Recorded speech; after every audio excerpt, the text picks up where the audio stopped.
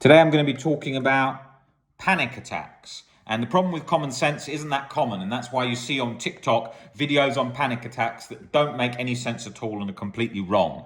And I saw this doctor on TikTok the other day talking about what to do if you come across someone who's having a panic attack.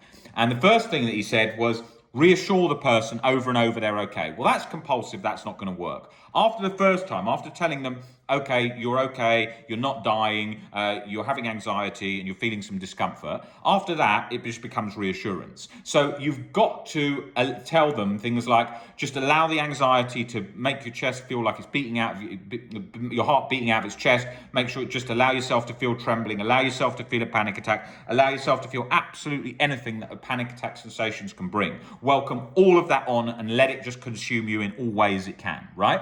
That's key, because then instead of like resisting, you're doing the opposite and allowing it to just come through the nervous system, and then that stops you from the panic attack from going on and on and on, but not trying to stop it, allowing it to go on as long as it wants. That is key. The second thing that he was saying was, make sure you take deep breaths. That's completely wrong, because if you do that, you're going to hyperventilate. Instead, breathe through pursed lips so that it's slowing the breathing down gradually. You can still breathe because you're breathing. There's air coming in your mouth, but it's through pursed lips, so it isn't that hyperventilation. Third thing, grounding techniques. He was talking about focusing on things that you can smell, hear, and all of those things. Problem with that is when you're trying to ground it and stop the anxiety, because you're like, okay, I've got to stay grounded, I've got to stop feeling anxiety, it does the opposite. It's pouring the petrol on the bonfire again. So instead, you want to get on with your day as best you can whilst you're having a panic attack, or just sit down for a moment, but don't wait for, don't try and like, oh, I've got to get rid of it now, I've got to ground it, I've got to stop this, because that is becoming the problem. And that's what gets so many people stuck, because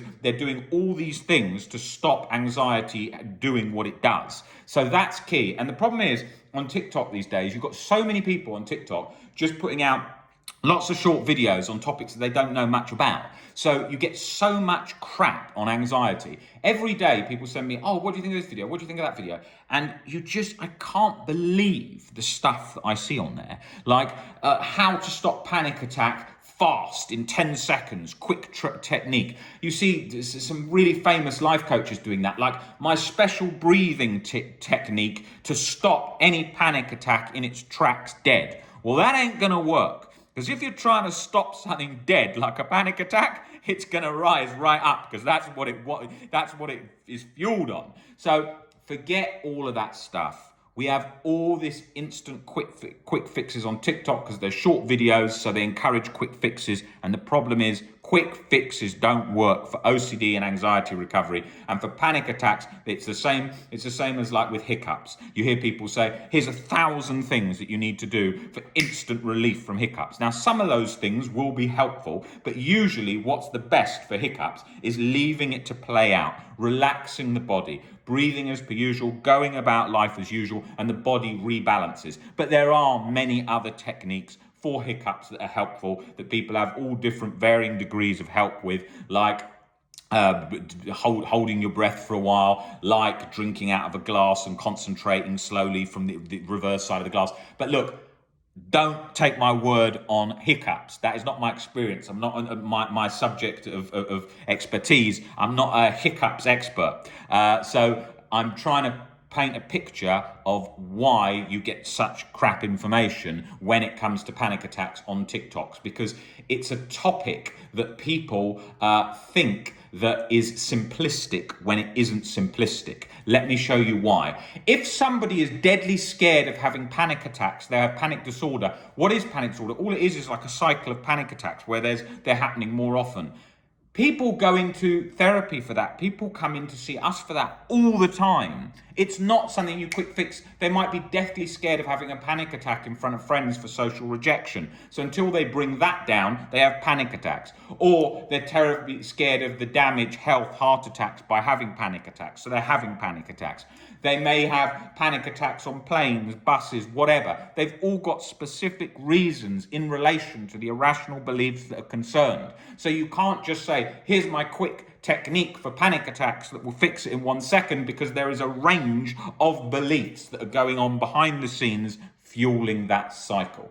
Things we like to think are simplistic in life we like to think lots of things are simplistic in life to process it nice and easily. But in reality, it's not that simple. Because if it was that simple, every doctor would just say, "Hi, nice to meet you. You having panic attacks? Read these 3 points on the wall. These 3 points tell you how not to have a panic attack. Read those, read them. All right, never going to have them again. Bye, see you later, enjoy your life." That is not how it works, because there is a range of things fueling the cycle. But we love to think it is that simple, and hence why there's so many books talking about simplistic ways to recover from panic attacks, panic disorder, but it is more complicated than that. I suffered from panic disorder. I was very scared of being in a continuous cycle of panic attacks. I was very scared of having a heart attack. I was very scared of the sensation of panic attacks.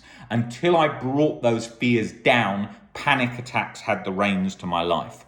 Once I changed my perspectives on those, I never have panic attacks now. If I had the panic sensation come on that maybe in the night randomly in a scary dream that you wake up and feel the sensation, I'm not scared of having a panic attack in bed. That is the difference. That is the path to recovery.